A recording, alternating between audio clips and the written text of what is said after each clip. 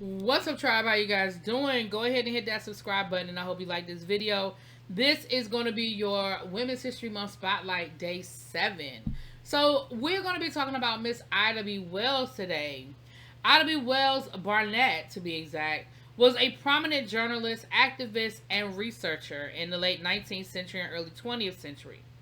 In her lifetime, she battled sexism, racism, and violence. As a skilled writer, Wells Barnett also used her skills as a journalist to shed light on the conditions of African Americans throughout the South.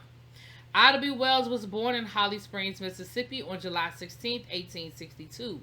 She was born into slavery during the Civil War. Once the war ended, her parents became politically active in Reconstruction era politics. Her parents instilled in her the importance of education. Wells Barnett enrolled at Russ College but was expelled when she started a dispute with the university president. In 1878, Wells Barnett went to visit her grandmother. While she was there, Wells Barnett was informed that the yellow fever epidemic had hit her hometown. The disease took both of her parents and her infant brother. Left to raise her brothers and sisters, she took a job as a teacher so that she could keep the family together. Eventually, she moved her siblings to Memphis, Tennessee. There, she continued to work as an educator.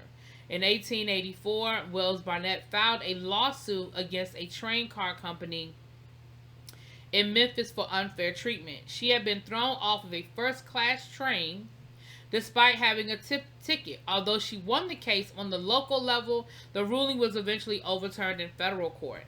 After the lynching of one of her friends, to white mob violence, she became skeptical about the reasons black men were lynched and set out to investigate severe cases. She published her findings in a pamphlet and wrote several columns in local newspapers.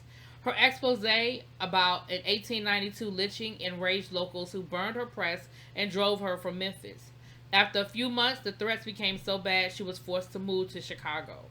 In 1893, she joined other African American leaders in calling for the boycott of the World's Columbian Exposition. The boycotters accused the committee of locking out African Americans and negatively portraying the black community. In 1895, she married famed African American lawyer Ferdinand Barnett. Together, they had 4 children. Throughout her career, she balanced motherhood with her activism.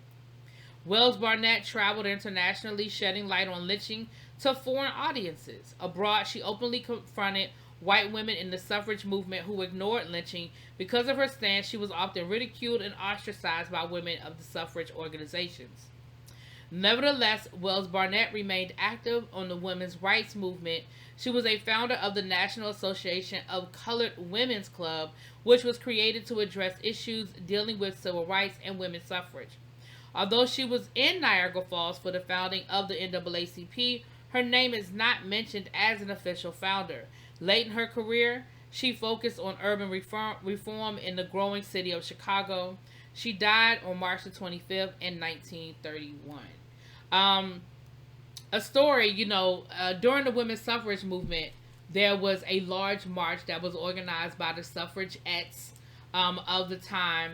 And they invited Wells Barnett and her organization to participate, but told them that they would have to march at the back. Wells Barnett said, that's not going to happen. If you want me to participate and you want my organization to participate, we will march alongside you white ladies. And she was, stood her ground on that case, right? So anyway, her work on the lynchings in the South, of course, is still, raved about today. So go do a little bit of research on Ida B. Wells. Let me know what you find out. Talk to you later.